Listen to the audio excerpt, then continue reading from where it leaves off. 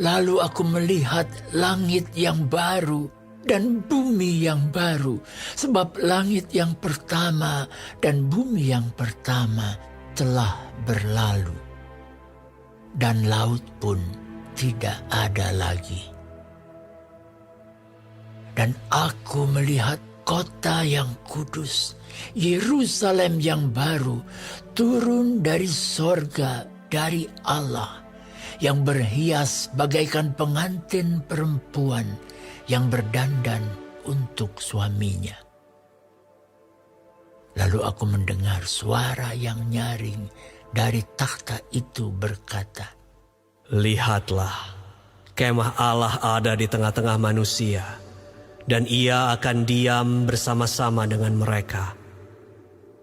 Mereka akan menjadi umatnya, dan ia akan menjadi Allah mereka. Dan ia akan menghapus segala air mata dari mata mereka, dan maut tidak akan ada lagi.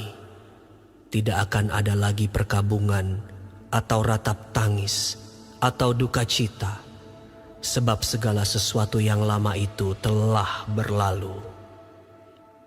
Ia yang duduk di atas takhta itu berkata, "Lihatlah, aku menjadikan segala sesuatu baru."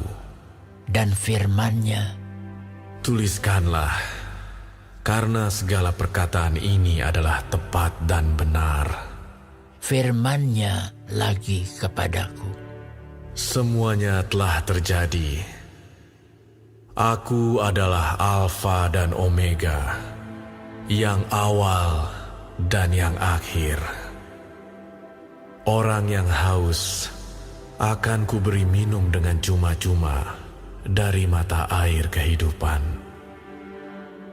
Barang siapa menang, ia akan memperoleh semuanya ini, dan aku akan menjadi Allahnya, dan ia akan menjadi anakku. Tetapi orang-orang penakut, orang-orang yang tidak percaya, orang-orang keji, orang-orang pembunuh, orang-orang sundal, tukang-tukang sihir, penyembah-penyembah berhala, dan semua pendusta, mereka akan mendapat bagian mereka di dalam lautan yang menyala-nyala oleh api dan belerang. Inilah kematian yang kedua." Maka datanglah seorang dari ketujuh malaikat yang memegang ketujuh cawan, yang penuh dengan ketujuh malapetaka terakhir itu.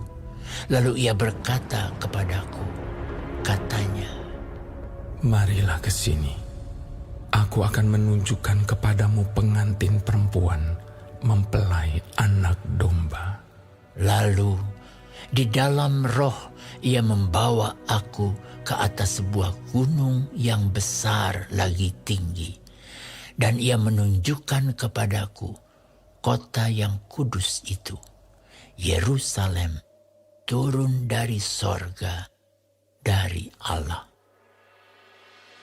Kota itu penuh dengan kemuliaan Allah, dan cahayanya sama seperti permata yang paling indah, bagaikan permata yaspis, jernih seperti kristal.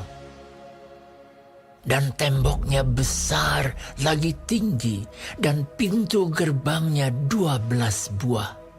Dan di atas pintu-pintu gerbang itu ada 12 malaikat, dan di atasnya tertulis nama ke-12 suku Israel.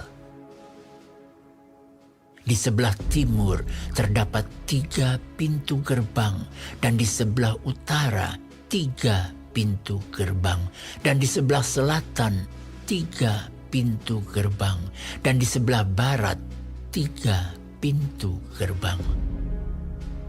Dan tembok kota itu mempunyai 12 batu dasar, dan di atasnya tertulis ke-12 nama ke-12 rasul anak domba itu. Dan ia yang berkata-kata dengan aku mempunyai suatu tongkat pengukur dari emas untuk mengukur kota itu, serta pintu-pintu gerbangnya dan temboknya. Kota itu bentuknya 4 persegi, panjangnya sama dengan lebarnya, dan ia mengukur kota itu dengan tongkat itu 12.000 stadia, panjangnya dan lebarnya dan tingginya sama. Lalu ia mengukur temboknya 144 hasta menurut ukuran manusia, yang adalah juga ukuran malaikat. Tembok itu terbuat dari permata yaspis, dan kota itu sendiri dari emas tulen, bagaikan kaca murni. Dan dasar-dasar tembok kota itu dihiasi dengan segala jenis permata.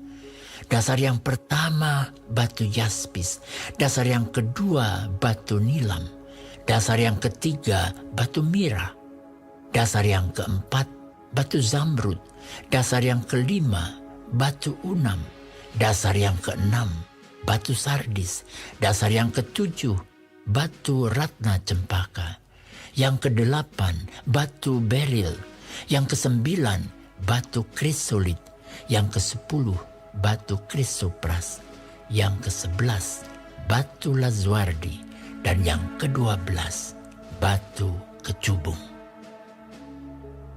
Dan ke-12 pintu gerbang itu adalah 12 mutiara. Setiap pintu gerbang terdiri dari 1 mutiara, dan jalan-jalan kota itu dari emas murni bagaikan kaca bening. Dan aku tidak melihat bait suci di dalamnya, sebab Allah Tuhan yang Maha Kuasa adalah bait sucinya. Demikian juga Anak Domba itu.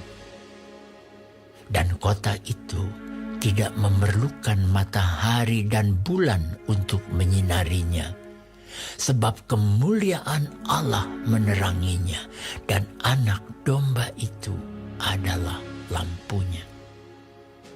Dan bangsa-bangsa akan berjalan di dalam cahayanya, dan raja-raja di bumi membawa kekayaan mereka kepadanya.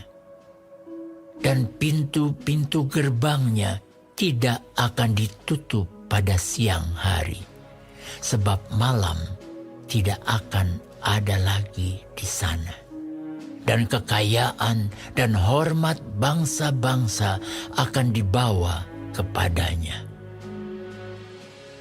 Tetapi tidak akan masuk ke dalamnya sesuatu yang najis, atau orang yang melakukan kekejian atau dusta, tetapi hanya mereka yang namanya tertulis di dalam kitab kehidupan Anak Domba itu.